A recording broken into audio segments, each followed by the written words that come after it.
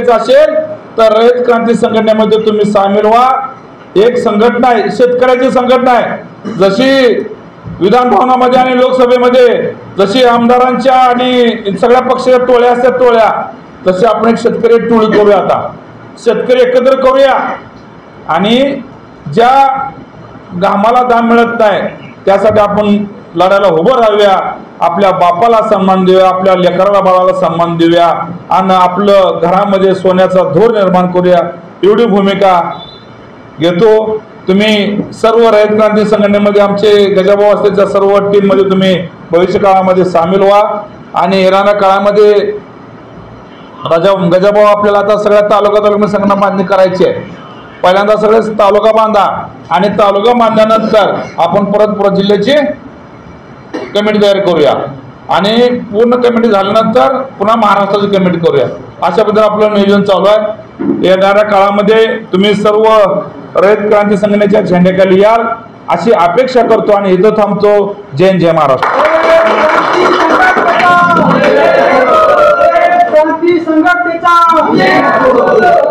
तुम आगे बढ़ो, हम तुम्हारे साथ हैं।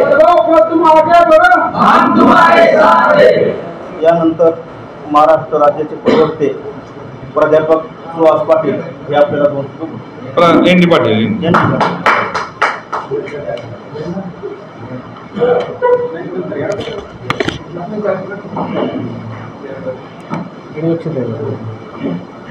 छत्रपती शिवाजी महाराज की, छत्रपती शिवाजी महाराज की।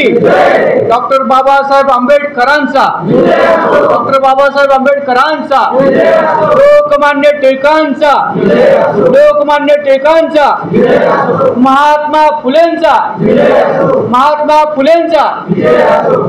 छत्रपतींच्या पदस्पर्शाने पावन झालेल्या या महाराष्ट्राच्या मातृभूमीमध्ये शेतकऱ्याच्या गवताच्या पातीला सुद्धा कुणाचा हात लावायची हिंमत होता कामा नये अशा राज्यामध्ये आपल्या सगळ्या शेतकऱ्यांचा जन्म झालाय। खरं तर आपण सगळेजण गजाभाऊ भाग्यवान आहोत। मराठवाड्याचा दौरा करत असताना या दौऱ्यामध्ये शेतकऱ्यांचा नेता म्हणून ज्यांनी सदाभाऊ खोत असं नाव 288 आमदारामध्ये नाव गाजवलं असा तो जो शेतकऱ्यांचा नेता, त्या नेत्यानं तुमच्या आमच्या कार्यकर्त्याला शेतकऱ्यांचा सन्मान देण्यासाठी आपल्याला या व्यासपीठावरती काम करण्याची संधी दिली। मित्रांनो, मराठवाड्याचा दौरा करत असताना राज्याचे आदरणीय कार्याध्यक्ष दीपक भाऊ, गजाभाऊ आणि या सगळ्या लोकांच्या सहकार्याने रयत क्रांती संघटनेमध्ये काम करण्याची तुम्हाला मला संधी मिळाली। खरं म्हटलं तर गजाभाऊ आपल्या शेतकरी संघटनेचं नाव आहे रयत। छत्रपती शिवाजी महाराजांनी रयतेच्यासाठी हे राज्य निर्माण केले आणि त्या रयत क्रांती संघटनेमध्ये तुम्ही आम्ही काम करतो आणि तोच वसा घेऊन आदरणीय सदाभाऊ या ठिकाणी काम करतायत। आज महाराष्ट्राच्या विधानसभामध्ये जवळपास 288 आमदार काम करतायत। मला कोण सांगू शकेल का 10-15 आमदारांची नावं? तुम्ही कदाचित जालना जिल्ह्यामधली लोक नाव सांगू शकाल, पण महाराष्ट्रात एकमेव असं नाव आहे की सदाभाऊ खोतला 288 आमदारमध्ये ओळखलं जातं। ही आपल्यासाठी सगळ्यांसाठी अभिमानाची गोष्ट आहे। त्याचं कारण हा की आजही तो माणूस गेले 35 वर्ष शेतकऱ्यांच्या सन्मानासाठी काम करतोय। मग तुमची माझी जबाबदारी काय? तुमची माझी ओळख काय? तुमची माझी ओळख पांढरे धोट कपडे घालून गजाभाऊ नुसतं दलित तमना नव्हे तर माझ्याबरोबर काम करणाऱ्या सर्वसामान्य कुटुंबाला आपण न्याय देण्यासाठी या ठिकाणी उभा आहोत। आपला लढा कुणासाठी आहे? प्रस्थापितांच्या विरोधात आहे। प्रस्थापितांच्या विरोधात आपला विस्थापितांचा लढा आहे आणि हा प्रस्थापितांचा लढा जर आपल्याला संघटित करायचा असेल तर आपण सगळे विस्थापित आहोत। मगाशी आदरणीय राज्याध्यक्ष भाऊनी सांगितलं आम्ही पश्चिम महाराष्ट्रात काम करत आहोत। पश्चिम महाराष्ट्रातलं काम करत असताना आमच्याकडे ठिबक सिंचनाची योजना आहे, तुमच्याकडे ठिबक सिंचनाची योजना आहे, तुमच्याकडे सिंचनच नाही। त्याचं सिंचन नाही याचं कारण आपण आजही जागं नाही। आज आमच्या शेतकऱ्याला आम्ही ऊसाच्या कांडीला सोन्याचा भाव देण्याचं काम केले, त्याचं कारण आमच्याकडे गजाभाऊ शेतकरी जागा आहे। आज या पंचायत समितीच्या नगरामध्ये जवळपास या तुमच्या बाजार समितीमध्ये 15 एक गाव आहेत दीपक भाऊ, या 15 गावामध्ये रयत क्रांती संघटनेचा एक तरी कार्यकर्ता आपल्या पंचायत समितीमध्ये आला पाहिजे, तो शेतकऱ्याचा नेता म्हणून आला पाहिजे. कारण त्याच वेळी या बाजार समितीमध्ये जे जे उत्पन्न शेतकरी आपला आणतो त्या आपल्या बाजार समितीमध्ये आपल्या उत्पन्नाला भाव मिळाला पाहिजे, आणि तो भाव मिळवून देण्यासाठी आपला कार्यकर्ता या ठिकाणी. हा बिल्ला उगाच डाव्या बाजूला नाही, इथं हृदय आहे, आणि त्या हृदयावरती शरद जोशी साहेब असतील, सदाभाऊ खोत साहेब, ह्याच्यामध्ये शेतकऱ्याचं रक्त आहे. आपलं हृदय कुठल्या बाजूला आहे? डाव्या बाजूला आहे. काळ्या मातीची आई सेवा कोण करतो? आपल्या शेतकरी करतो. मगाशी भाऊने सांगितलं, एका दाण्याचे 1000 दाणे करणारा आपला शेतकरी आजही तो गरीब आहे. का गरीब आहे? कारण आज आपली अवलाद सुधारलेली नाही, अजूनही आपण सुधारलेलं नाही. आपल्याला सुधारायचं असेल तर रयत क्रांती संघटनेमध्ये आपण येणं गरजेचं आहे. मित्रांनो, मूळ उद्देश आमचा हाच आहे, रयत क्रांती संघटनेचा प्रचार आणि प्रसार. कारण ही रयतेची संघटना आहे, शेतकऱ्यांची संघटना आहे, कष्टकऱ्यांची संघटना आहे, मजुरांची संघटना आहे. या संघटनेमध्ये आपण काम केल्यानंतर या सगळ्या जी आपली विस्थापित झालेली या सगळ्या मंडळींना आपल्याला काय द्यायचं आहे? न्याय द्यायचा. गजाभाऊंसारखा तुम्हाला वाटत नाही का मित्रांनो, आपला गजाभाऊ परतूर मधून आमदार झाला असं वाटत नाही का तुम्हाला? किती लोकांना वाटते? हात वरती करा. मग गजाभाऊच्या पाठीमागणे जर तुम्हाला यायचं असेल तर ही संघटना आपल्याला बळकट करावी लागेल. गजाभाऊ बळकट झाला की सदाभाऊ बळकट झाला, आणि सदाभाऊ बळकट झाला की आपली शेतकरी संघटना बळकट झाली. मग शेतकरी संघटना आपल्याला बळकट करायची असेल तर आपल्याकडे महत्वाचे 2च मंत्र आहेत, उठा आणि जागे व्हा. का जागा व्हायचं आपल्याला?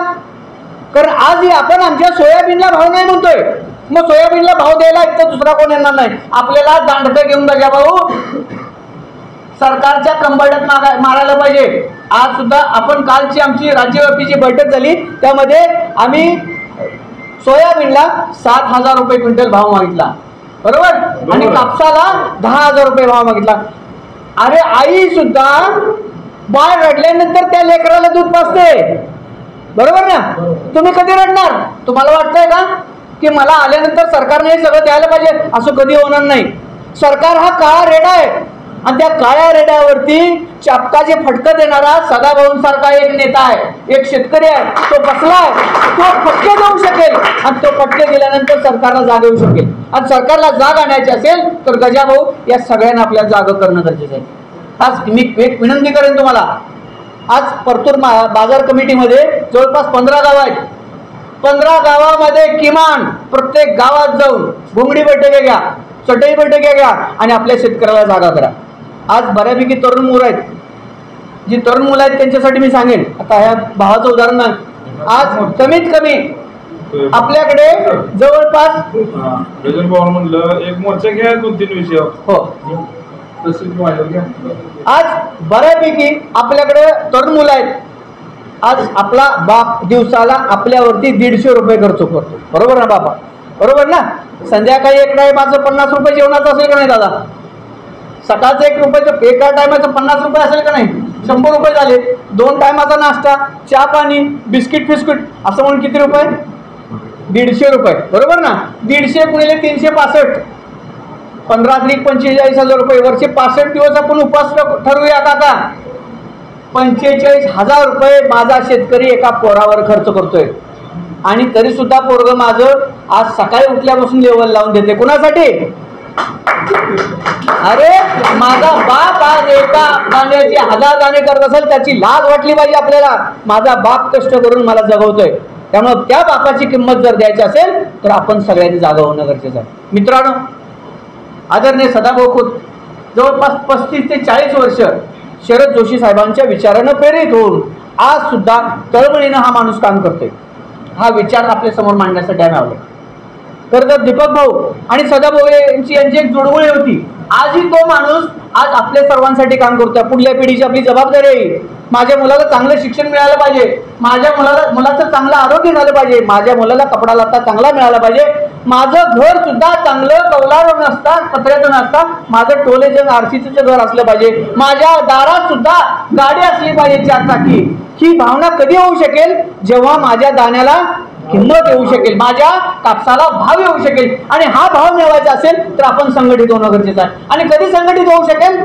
तर आपण संघटित असणं गरजेचं आहे, संघटित असणं गरजेचं आहे, एकत्रित असणं गरजेचं आहे. तर आणि तरच मित्रांनो या सगळ्या गोष्टीला आपल्याला न्याय मिळू शकेल. मी जाता जाता तुम्हाला एक विनंती करणार आहे मित्रांनो, ज्या ज्या गावातून माझे शेतकरी, असा कोण आहे का माझा बाप शेतकरी नाही, कोण आहे का तुमच्यातला, कोण आहे का? आपल्या सगळ्यांचे बाप शेतकरी आहेत. तुम्ही प्रत्येकजण ज्या ज्या गावात जावाल त्या त्या गावात जाऊन 10 माणसं गोळा जाऊन द्या, त्या 10 माणसाला सोयाबीनला भाव मिळाला पाहिजे ही जनजागृती करायला सुरुवात करा. तुमच्या एका गावात 20-20 लोक झालेत भाऊ, तर 15 दुनी 30, 300 माणसं गजा भाऊ तुम्ही आज पंचायत समितीच्या तहसीलदार कार्यालयावरती मोर्चा काढू शकाल. आणि जिल्ह्यात जात असताना तुमच्याकडे 10 जिल्हे आहेत, 7 जिल्हे तर आहेत ना, 7 त्रिक 21, 2,500 लोकांचा मोर्चा तुम्ही कलेक्टर ऑफिसवर नेऊ शकाल. कधी होईल ते? हे संघटन केलं तर, एकत्र आलं तर. म्हणून मित्रांनो, माझी तुम्हाला एक विनंती आहे, तुम्ही आजपासून या क्षणाला सुरुवात करा. विधानसभेच्या काही दिवसावरती आपल्याकडं इलेक्शन होणार आहे, मतदान होणार आहे. पुन्हा पांढरपेशातली लोक तुमच्याकडे येणार आहेत. मगाशी आमचे दीपक भाऊ म्हणलं 1 वाटी रस्सा आणि 5 वर्ष बोंबलत बसा. आपण आयुष्यभर हेच करायचं आहे का? नाही. का करायचं आहे? आता रस्सा टाकून द्या. तुमचा झुणका पिठला असू दे, तुमची भाकरी असू दे.